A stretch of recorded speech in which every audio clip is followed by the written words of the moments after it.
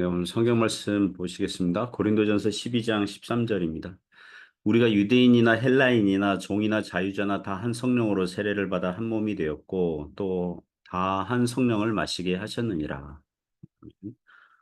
오늘 세례에 대하여 세례에 대하여 첫 번째 시간으로 하나님 말씀 증거하겠습니다. 어, 오늘은 웨스트민스터 신앙급에서 28장 1항을 보겠습니다. 자, 읽겠습니다. 세례는 예수 그리스도께서 제정하신 신약의 성례로서 세례받은 당사자를 유형교회에 엄숙히 가입시키기 위한 것일 뿐만 아니라 그에게 은혜 언약의 표와 인이 되며 그가 그리스도에게 접붙임을 받고 중생하고 죄사함 받고 예수 그리스도를 통하여 새 생명 가운데 행하기로 하나님께 자신을 드리는 표와 인이다. 이 성례는 그리스도 자신이 정하신 것이므로 세상 끝날까지 그리스도의 교회 안에서 계속되어야 한다. 네, 오늘은 웨스트민스터 신학업에서 28장 세례에 대한 진술을 보겠습니다. 28장은 7가지 항목이 있는데요. 아마도 3번, 4번으로 이렇게 요약해서 설교할 수 있을 것 같습니다. 오늘 우리가 읽은 첫 번째 항목은 세례에 대한 일반적인 진술을 하고 있습니다. 우리가 이미 신학업에서 25장 교회에 대하여 그리고 27장 성례에 대하여 그 항목에서 세례에 대한 진술과 설명들을 어느 정도 했기 때문에 아마도 반복되는 설명과 진술들이 있을 수 있습니다. 하지만 여러분, 좋은 교육은 반복 교육이라고 하잖아요. 그 몇 가지 교훈으로 은혜를 나누려고 합니다. 첫 번째 교훈은 세례는 교회 회원 가입서와 같습니다. 유형교회 회원 가입서와 같다는 것입니다. 첫 문장에서 이 교훈을 가져왔습니다. 세례는 예수 그리스도께서 제정하신 신약의 성례로서 세례받은 당사자를 유형교회에 엄숙히 가입시키기 위한 것일 뿐만 아니라 그에게 은혜 언약의 표와 인이 되며 유형교회에 엄숙히 가입시키기 위한 것이다. 세례받은 당사자를 유형교회에 엄숙히 가입시키기 위한 것이다. 회원으로 가입시키기 위한 것이다. 마태복음 28장 19절 보시면 예수께서 제자들에게 세례를 주라고 명령하십니다. 그리고 사도행전 2장에 보면 사도들이 성령 강림하신 날에 성령 충만함을 입고 베드로가 설교하니까 3천 명이 회개하고 예수님 믿거든요. 믿는 자들에게 제자들이 한 것은 무엇입니까? 세례를 준 겁니다. 세례를 줘요. 세례는 죄인이 교회로 들어오는 가입하는 회원 신청서 가입서와 같다는 것입니다.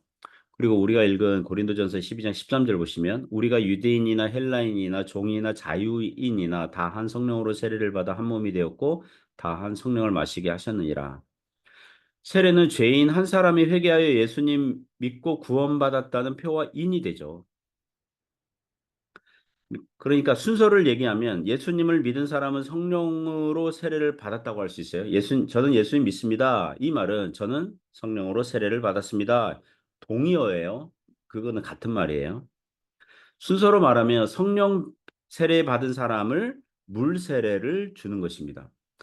물론 물 세례를 받아야 구원받는 건 아니에요. 물 세례가 구원의 조건은 아니에요. 물 세례가 죄인에게 칭의를 얻도록 하는 수단이 되는 건 아니에요.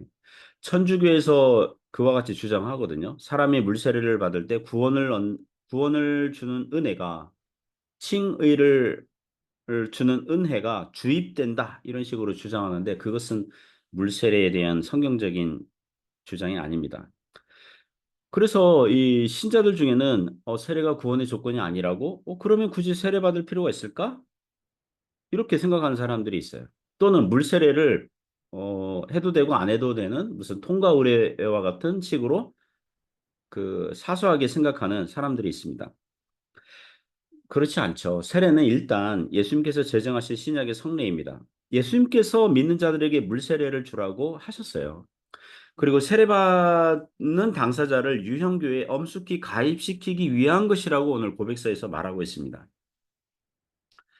제 아내는 대학 1학년 때부터 교회를 출석하기 시작했습니다. 마침 그 교회가 서울 강남에 있는 대형교회였거든요. 대형교회니까 그 교인들에게 세례를 받으라고 잘 하지 않잖아요. 그죠? 예.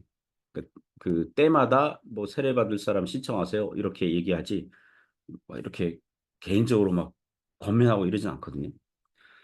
그러나 나중에 세례의 중요성을 알고 대학 4학년을 앞두고 세례를 받게 되었다고 합니다. 주일 예배 때 그 이름이 불리어지고 목사님에게 세례를 받게 되잖아요. 그래서 아내가 속했던 대학부 회원들이 예배 시간에 깜짝 놀랐다고 그러죠. 이미 세례받은 성도인 줄 알았던 자매가 대학부에서 조장도 하고 뭐 활동도 하고 뭐 이러고 있는데 이제야 그제야 세례를 받은 것이죠. 그러니까 큰 교회에서는 세례를 강조하지 않으면 세례받지 않고도 성찬식에 참석할 수 있거나 교회에서 활동을 얼마든지 할 수 있다는 것입니다. 우리 교회에서는 한국에서 어느 믿는 사람이 이제 온다면 등록한다면 그분이 봉사를 원해요. 교회에서 무슨 활동을 원해요. 그러면 제가 그분에게 드리는 첫 번째 질문은 이런 것일 겁니다.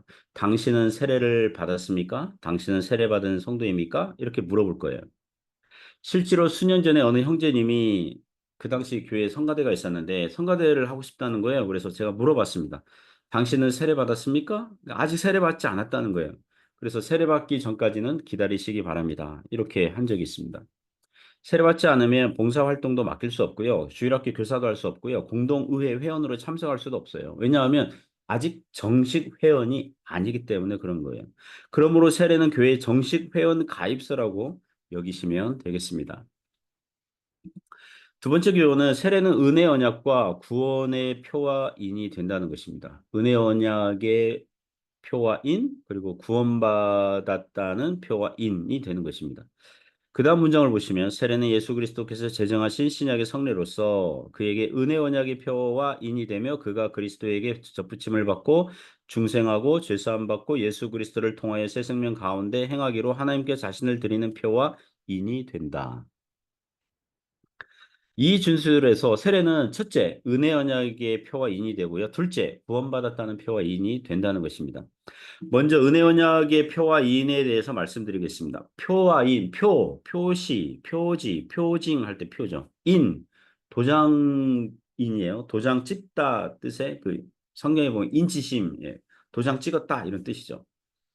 예를 들면 하나님께서 노아와 언약을 맺으셨어요. 노아 언약의 표와 인은 무엇입니까? 무지개죠. 무지개. 무지개를 보면서 하나님께서 다시는 물로 심판하지 않으실 것이라는 하나님의 언약, 하나님의 약속을 떠올리게 하는 거예요.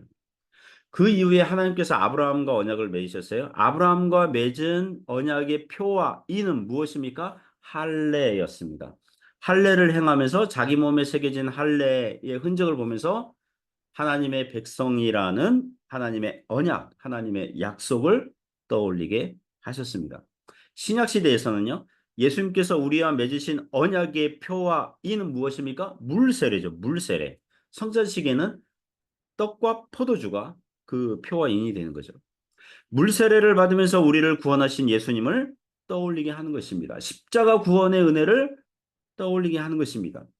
또한 물세례는 믿는 자들이 그리스도와 연합되었고 중생하였고 죄를 씻었고 자신을 하나님께 헌신하는 새 생명 가운데서 행함에 대한 표시와 보증이 된다고 했습니다. 물론 교회 안에서는 알곡 신자도 있고 가라지 신자도 있어가지고 물세례를 받았다 그래가지고 모든 사람들이 자동 구원받았다는 뜻은 아니에요. 기독교 성례는 처음부터 끝까지 무엇으로 받아요? 믿음으로 받아야 될 줄 믿습니다. 예수님을 구세주로 믿는 자가 믿음으로 물세례를 통한 은혜를 받을 때에 그리스도와의 연합, 중생, 죄 용서와 성화하고 있는 성도임을 확신하고 믿고 더욱 주님을 사랑하게 되는 것입니다. 저는 고등학교 2학년 혹은 3학년 때 세례 받았거든요. 2학년 아니면 3학년 때예요. 예, 그때 세례 받았습니다. 지금은 그 사진을 찾을 수 없지만 세례 받는 그 사진, 그, 그, 그 당시 그 사진 보면 그 이후에 그 사진 이렇게 본 적이 있거든요.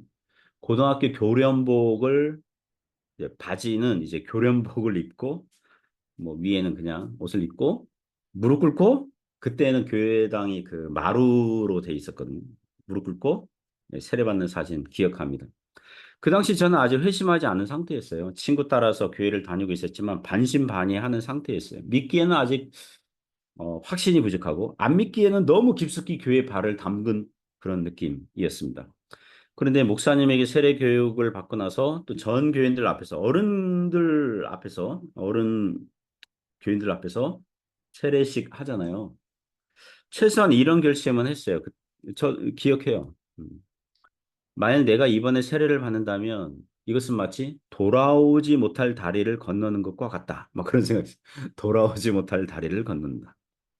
지금은 내가 확실하게 예수님의 제자라고 할 수 없지만 이번 세례를 받으면 나는 확실하게 교회의 사람, 예수님의 사람 되는 거니까 배신하면 안 된다. 주일 예배는 계속 다녀야겠다. 뭐 이런 결심, 그런 비슷한 결심 한 적이 있습니다. 지금 생각하면 그런 생각이 든 것도 또 세례에 대해서 진지한 태도를 가지게 된 것도 하나님의 은혜 덕분이라고 생각하고 있습니다. 그래서 세례식이 하나의 종교 행사로 끝나지 않고 제 마음에 깊이 새겨졌던 것 같습니다. 다시 말씀드리지만 세례 받았다 그래가지고 모두 자동 구원받은 신자가 되는 건 아니에요. 예. 하지만 세례는 그 표와 인치심의 역할은 해요. 믿음으로 세례를 받는 자에게 세례라는 표와 인에게 붙은 하나님의 약속과 그 영적인 은혜를 떠올리게 하고 신뢰하게 하고 그게 성도에게 적용되는 줄 믿습니다. 세 번째 교훈은요. 세례는 세상 끝날까지 교회에서 계속 거행되어야 한다는 것입니다. 세례는 세상 끝날까지 주님 다시 오실 때까지 계속 행해져야 되는 거죠. 마지막 문장이 다음과 같습니다. 이 성례는 그리스도 자신이 정하신 것이므로 세상 끝날까지 그리스도의 교회 안에서 계속되어야 한다. 제가 이 설교 준비하면서 이 해설서, 그 신앙고백서 해설서 저한테 책 하나 있거든요. 그 책 안에 그 예화, 에피소드가 에피소드를 이렇게 본 내용입니다. 어느 신학교 교수가 미국이에요. 미국의 어느 교회에 유아 세례식에 참석을 했다고 그러더라고요. 그런데 그 교회는 유아 세례 받는 그 아기들 옷에 하얀 장미를 애기들에게 하얀 장미를 이렇게 달아준다는 거예요. 그게 전통이라는 거예요. 그래서 그 교수가 목사님에게 질문을 했겠죠. 왜 하얀 장미를 유아 세례 받는 아기들 옷에 달아줍니까? 이렇게 물으니까 그 교회 목사님이 말하기를 하얀 장미는 아기들이 순결하기 때문에 순결한 상징으로 달아준다는 거예요. 아기들이 순결하기 때문에 하얀 장미를 달아준다는 거예요. 아기들이 순결하다는 거를 그 상징적으로 그 표시를 했다는 거죠. 그러자 그 신학교 교수가 이 아주 근본적인 질문을 한 거죠. 그러면 그 어린 아이들에게 왜 물세례를 줍니까? 아주 근본적인 질문이죠. 왜 물세례를 줍니까? 그 교수의 질문 의도는 뭐냐면 아기들이 유아 세례를 받기도 전에 순결한 존재라면 물 세례는 누구에게 주는 겁니까? 죄인에게. 그죠? 죄를 용서한다는 뜻에서 베푸는 거잖아요. 그렇다면 물 세례가 이미 순결한 아이들에게는 필요 없다는 것 아닙니까? 이런 질문이죠. 죄인들에게 물세례는 주님 저는 죄인입니다. 주님의 십자가의 은혜가 필요합니다. 이런 사람들에게 물세례를 주는 건데 이미 순결해. 이미 순결한데 어떻게 물세례를 줄 수 있습니까? 이런 거죠. 그러니까 교회에서는 예수님께서 정하신 것 외에 따로 부차적으로 무엇을 추가하거나 덧붙이면 안 돼요. 뭘 상징한다 그러면서 뭘 자꾸 만들어내면 안 돼요. 세례는 주님 오실 때까지, 즉 세상 끝날까지 그리스도의 교회 안에서 계속돼야 되는데 조건이 있어요. 바르게 행해져야 되는 거죠. 세례의 의미를 바르게 알고 바르게 행해져야 된다는 거죠. 감사하게도 우리 교회에서는 예전에는 어른 교인들도 종종 세례를 받는 사람들이 나왔지만 또 지금은 많이 성도님들 숫자가 줄었잖아요. 하지만 청소년 부서에서 세례받는 청소년들이 1년에 한두 명 이렇게 나오는 걸 보면서 참 감동이 있어요. 저는 세례식을 거행하면서 하나님께서 지금도 구원받아야 할 영혼들을 부르시고 계시는구나. 여러분, 아기가 유아 세례 받고 뭐 청소년들이 그 뭡니까? 세례 받고 뭐 입교식하고 뭐 이러잖아요. 교회에서 그런 행사를 갖지 않습니까? 어린 아이들의 신앙이 두드러지게 막 확실하고 이러진 않거든요. 그러나 어린이 또는 청소년들이 신앙 고백을 나름 해요. 나름 합니다. 목사님 설교 재밌어요. 이것도 신앙 고백이거든요. 저는 예수님 좋아요. 그 신앙 고백이거든요. 예수님이 저를 사랑하시는 거 믿어요. 신앙 고백이거든요.